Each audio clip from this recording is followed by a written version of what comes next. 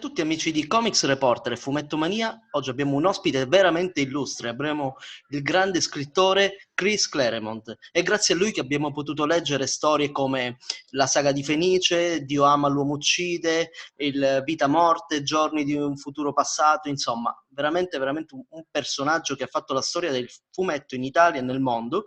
Lo apprezziamo e lo consideriamo veramente uno dei grandi maestri. Welcome, Mr. Claremont. Thank you. Oh, my pleasure. Okay. Thank you for inviting me. Okay. Allora, cominciamo con la primissima domanda. Allora, cominciamo realmente dalla fine, dall'ultimo progetto realizzato da Mr. Claremont. Il prossimo dicembre sarà pubblicato il Chris Claremont Anniversary Special. Puoi parlarci di questo album speciale? I got a call from C.B. Cebulski, who's editor-in-chief, in the midst of the pandemic, saying, would you like to do this? And I said, sure. Have I been here that long? And we all laughed. And I just started putting it together. I pitched ideas to him. He liked them. He then handed me off to the Marvel editor, the X-Men editor, forgive me, and just started hammering it into shape.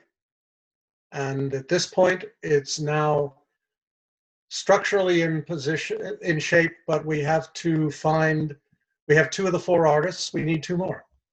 So I'm waiting to hear from the editors as to where we go, how we're getting to where we're going. Bill is doing the framing sequence, which was hinted at in the next to last page of our New Mutants special, which we did last year, the end of last year. Yep. Yes, that's it. And Hella said to Danny Moonstar, you're one of my Valkyries, although you seem to have other ideas, so we'll talk again. Well, now it's the again. She and Hella are going to have a chat. And what happens then is you'll find out at I guess, Christmas. Perfetto, aspetteremo con ansia l'uscita di questo volume. Passiamo adesso alle domande che ci vengono poste dal pubblico. Cominciamo con quella di Riccardo Benisio, che chiede: Mr. Claremont, c'è una delle sue storie che ricorda particolarmente? Se sì, quale?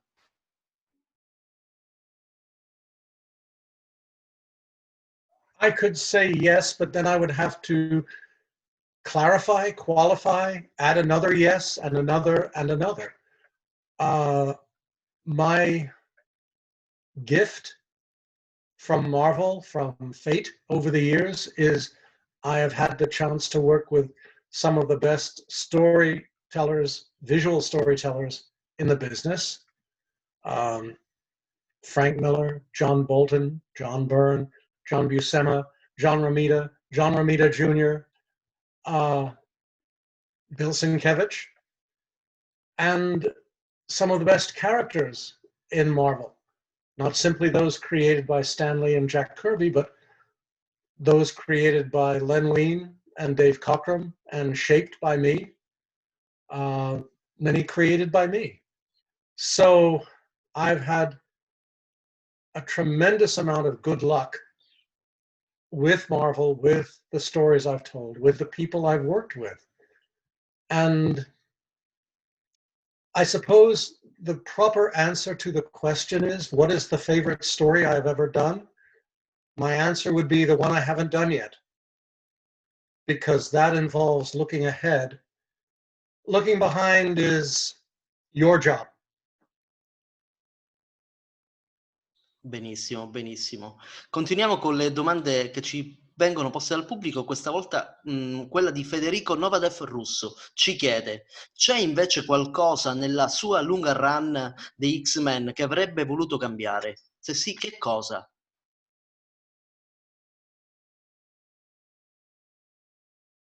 Honestly, I would like to change the decision that was made in 1991 where Marvel and I parted company for 5 years. I think looking back, it might have been more interesting to stick around and see where the X-Men and I would have gone if I hadn't left. And because my intention then was very simple. X-Men #1 just had the best sales record in modern comics history at 7.9 million copies. It is in the Guinness Book of Records. But what I was thinking is, okay, we've done that, 8 million copies with issue 1. What if we get to issue 12 and we can continue that with maybe 1 million copies an issue, or 750,000, or 1.2 million? That to me would be a game changer. That would be establishing a baseline success, a curve that could be used as a foundation for selling even more copies in 92 and 1993 and 94. And if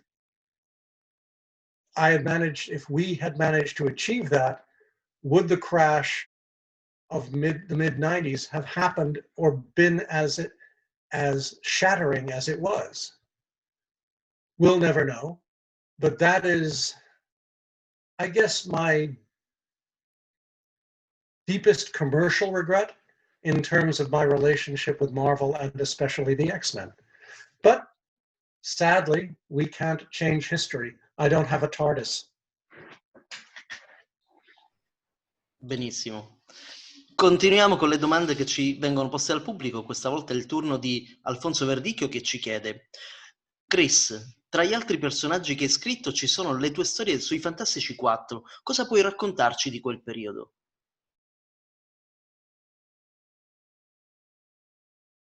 Ones I wrote with Salvador La Roca.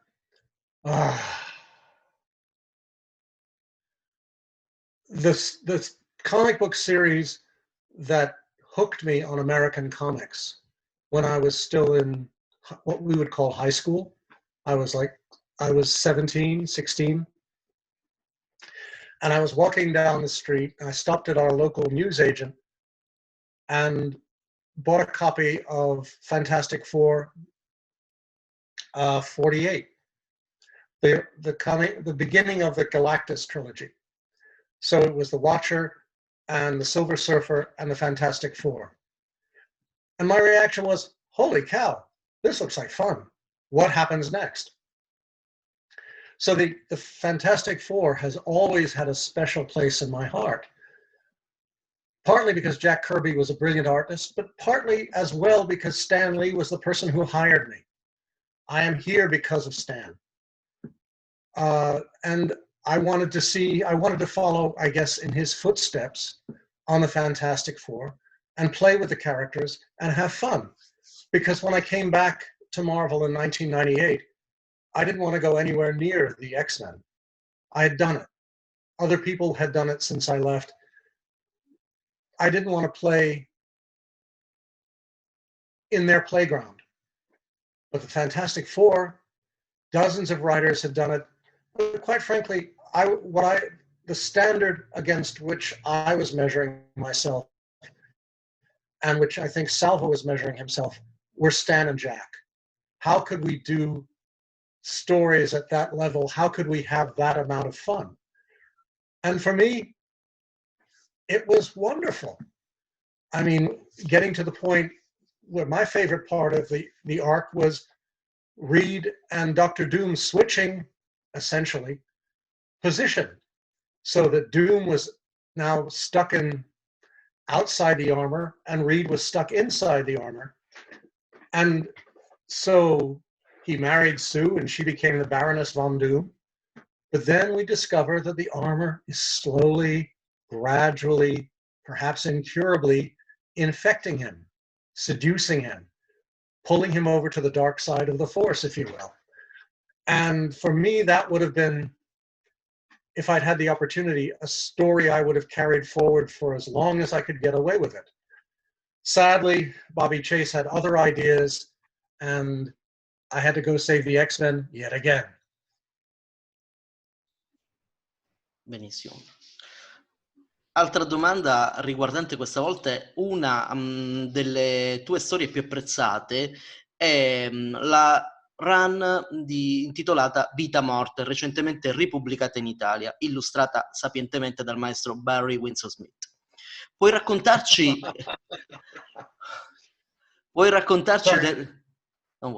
raccontarci della genesi di questa storia? Has been recently reissued here in Italy in a fantastic format. No, I don't know if you know this edition. And could you I'll tell have to us? go beat Panini around the head and shoulders. They didn't send me a copy. Shame on them. Okay.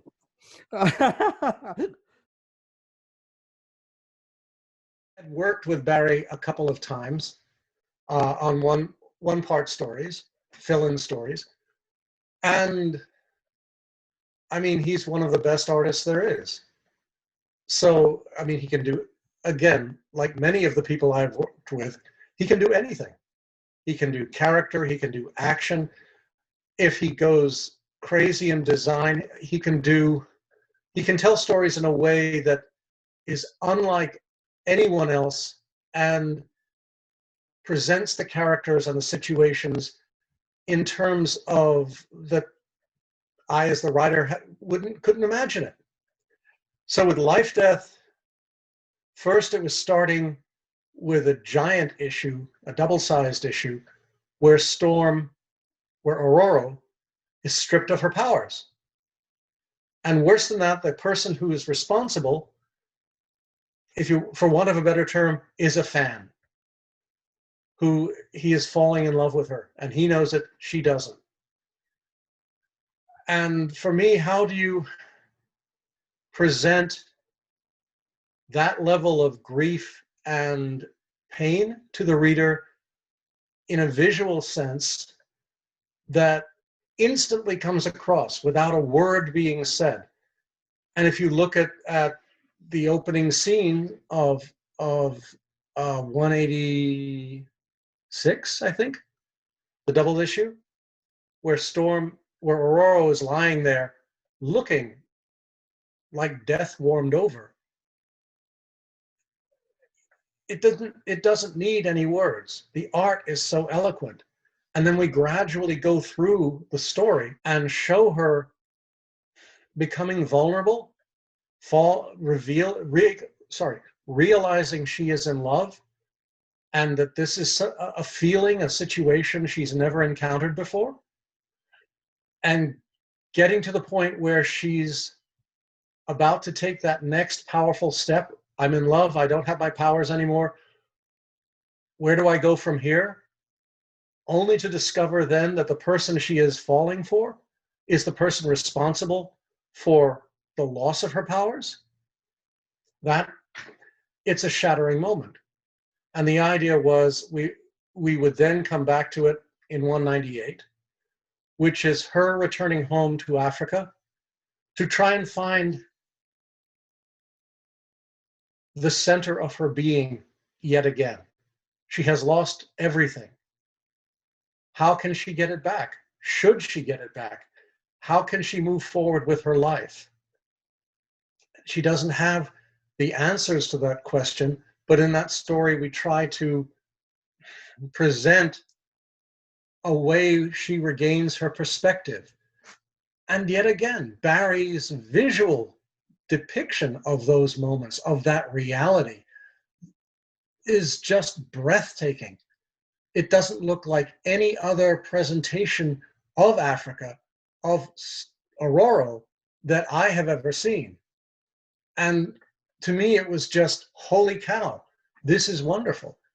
Which is why I was so deeply shattered, I guess, when the third part got run over by his Origin of Wolverine story, which Marvel embraced wholeheartedly and published, but which all ate up Barry's time for. It ran over the deadline schedule we had set up for the third part, which is frustrating. You know, it's like when you're playing with a trilogy and the person who is an integral part of it as much as I am, moves somewhere, goes somewhere else 2/3 of the way through, there's nothing I can do about it. The writer can do about it. This is the artist's decision. But oh boy, was it frustrating? But that's the way it is in comics, because I mean, in Europe, when you do a bande dessinée, apologies for the French, it's 48 pages a year. Graphic novel will come out once a year. You will find a new Milo Manara every year, perhaps, but not every month. We're locked into a much more intense, much more unforgivable schedule than people are used to seeing in European graphics. So when an artist decides to do something else, partly through a story, there's nothing you can do about it but adapt as quickly and hopefully effectively as you can. Benissimo. Fabio, a te la parola per la prossima domanda. Ok, una cosa che volevamo chiedere è che nelle tue storie molti dei tuoi personaggi sono donne. Come mai questa scelta? Qual è il processo narrativo nello scrivere di personaggi così femminili così forti?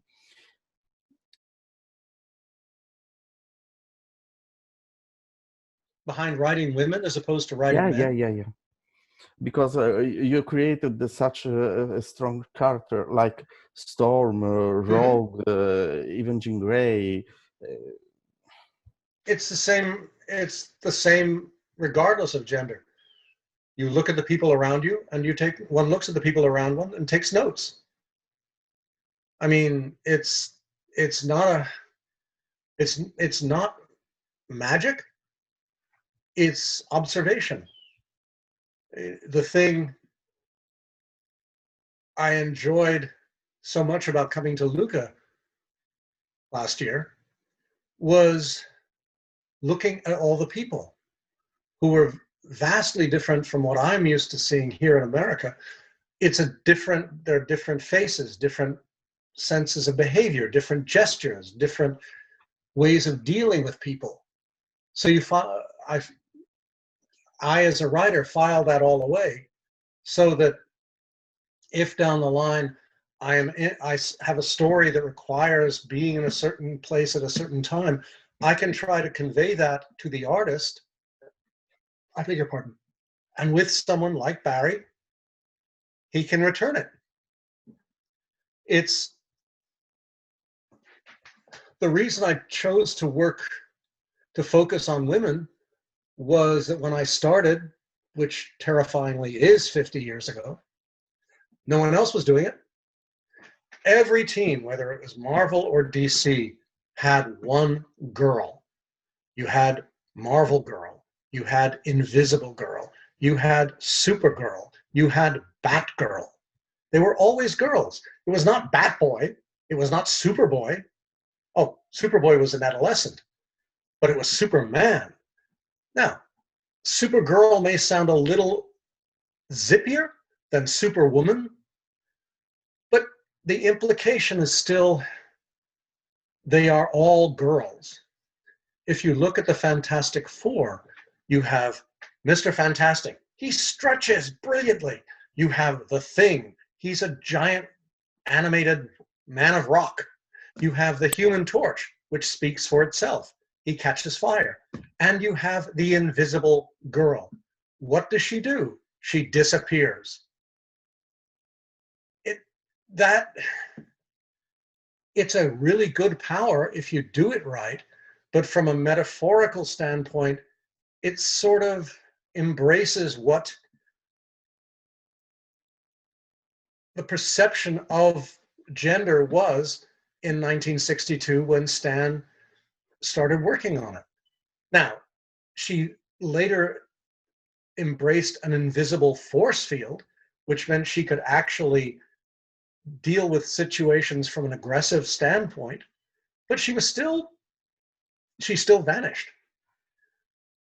my thought was, because I know too many powerful, courageous, strong, committed women in my own life, shouldn't they get a shot at being heroes?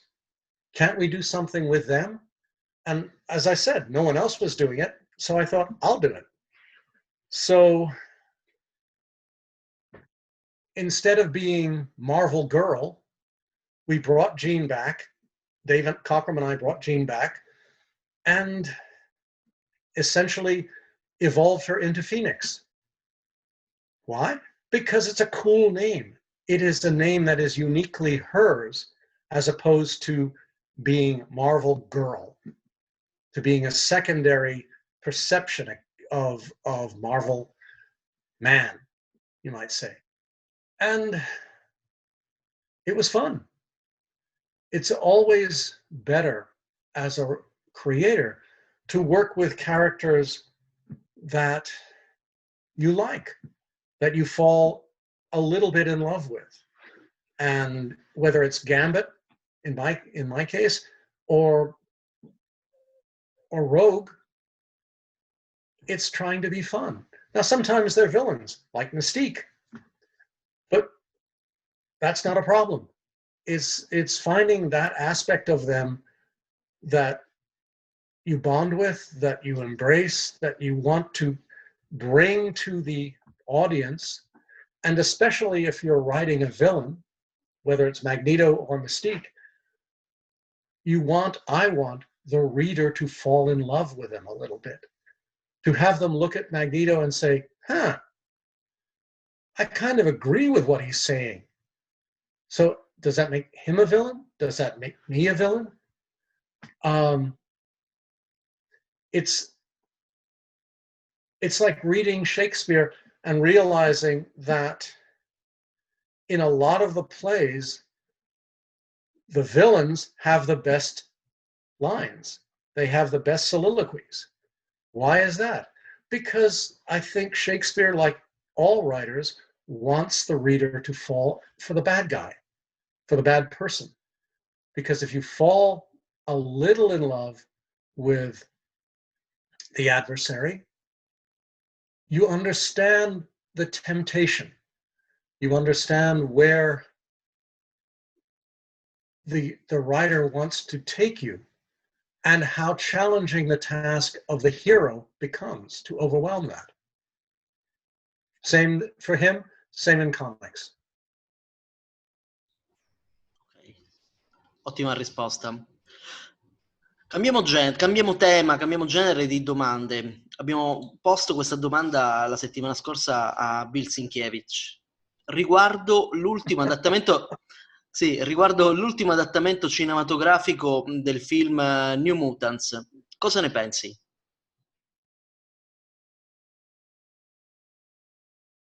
Well, Bill Sienkiewicz has an advantage over me. He's actually seen it. I haven't seen it. I have no idea of the film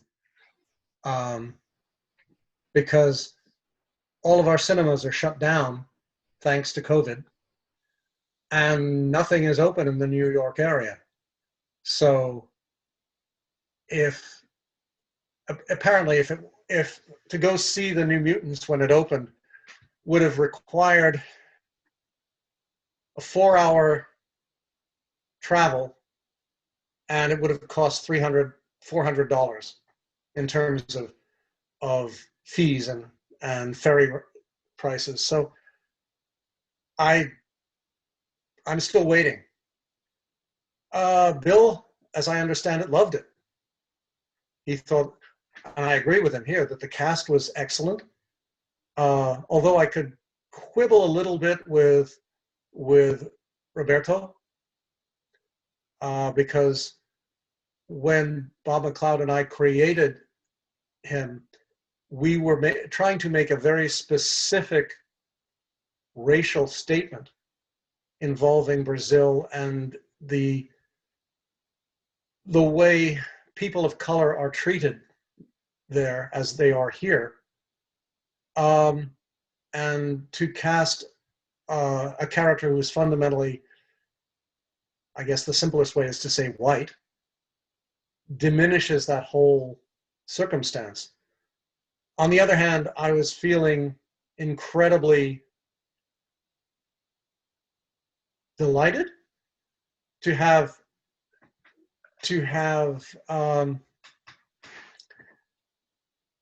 Maisie in one film and Sophie Turner in the other.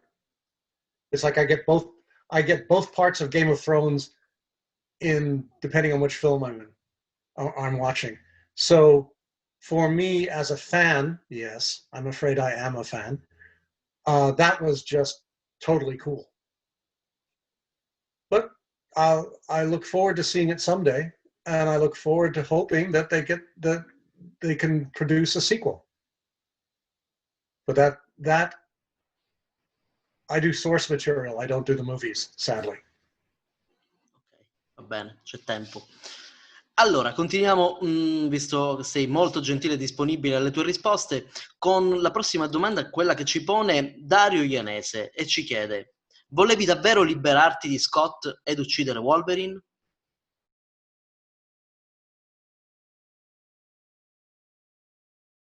No, I never tried to get rid of Scott, and one can try as hard as possible to kill Wolverine, but he always gets better. That's part of his power. No, my point with Scott, especially when he was married to Madeline and they had a baby, was I looked on the X-Men characters as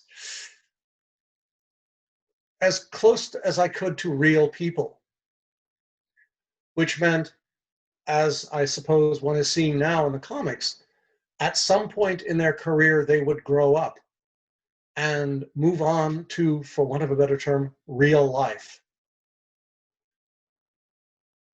But for me, in terms of Scott, that meant discovering who he was, part of which happened when he met Corsair and the Starjammers, and discovered my father's alive and learned out what happened to his mother, but more importantly, learned that he had grandparents.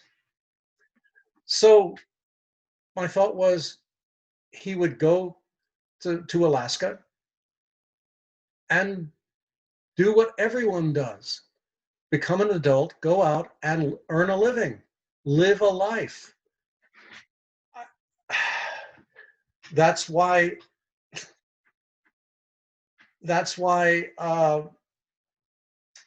I had Kitty go to the University of Chicago, because she was growing up. She wanted to go to school. She didn't want to be a superhero forever, because it's a very limited and selfish reality. Some characters might stay, but others might go. As one could see with Tony Stark in Infinity Wars, or whatever the heck they call the second movie. It's like he came back, Pepper was alive, they went off, and they built a family. They had a daughter. He had something to fight for, and something that he felt willing to sacrifice everything to preserve.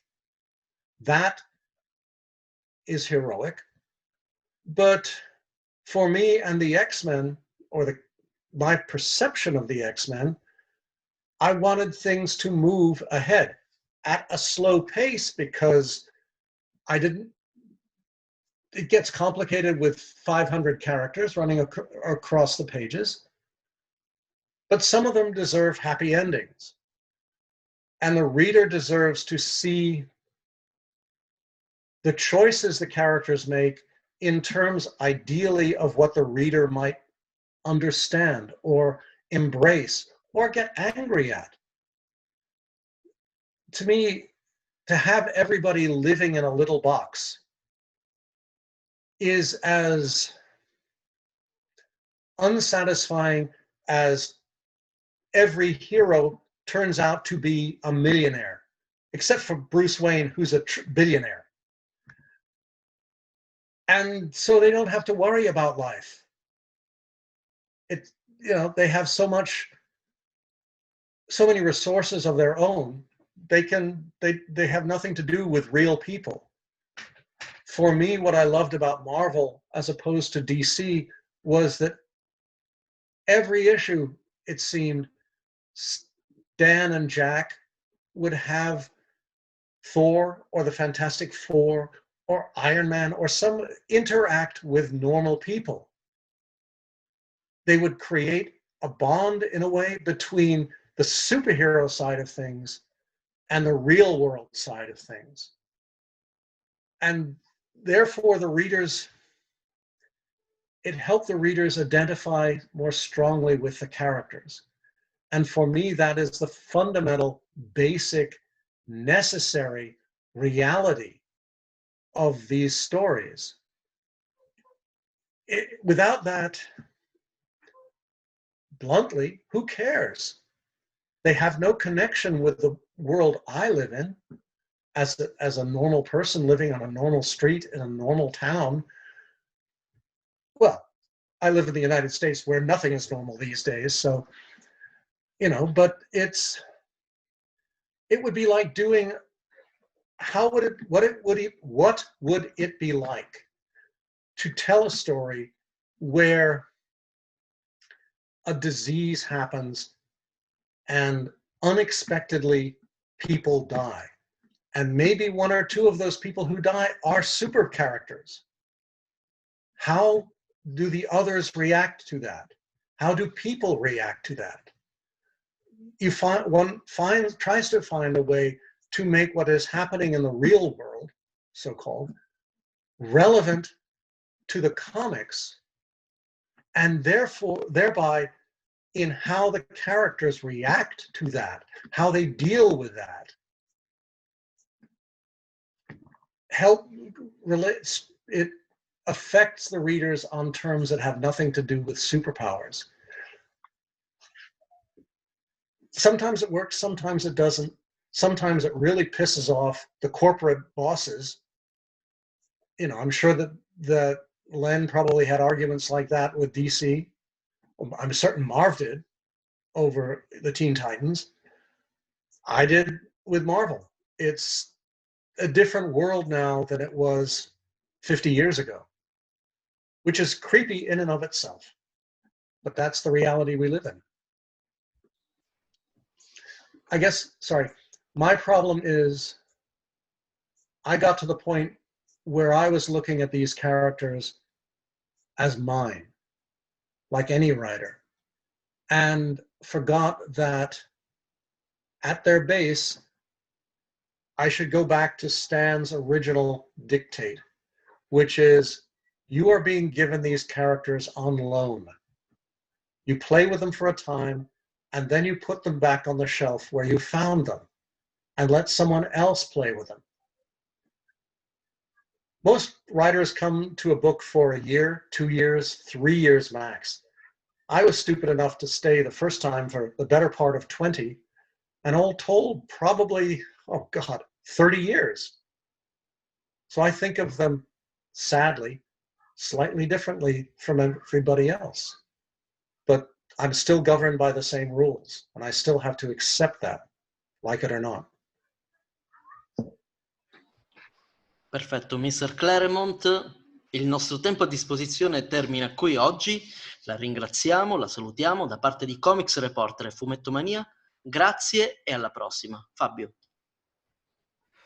Okay, unluckily our time is over, so we fine. thank you for being with us, and see you next time, and thank you for the wonderful interview. You're really a legend for us. Well, my apologies for talking too much. And the only thing I can really say I can find myself saying when people say, you are a legend to us, is I'm not done yet. I've got a lot more, I hope, coming down the line. And between now and New Year's, a couple of, I hope, really interesting surprises. Oh, yeah. So stay alert. If there's a Luca next year, who knows? Okay. Thank you again, and You're very welcome. Thank you very your much for time and for your Thank you, story. thank you. Basically, me and Filippo have grown up reading your stories, as you can understand. Sì. Ok. Well, Perfetto. Grazie, grazie Chris. Ciao, ciao e grazie. mille grazie. Ciao, grazie Ciao. mille. Ciao, ciao. Bye. Bye.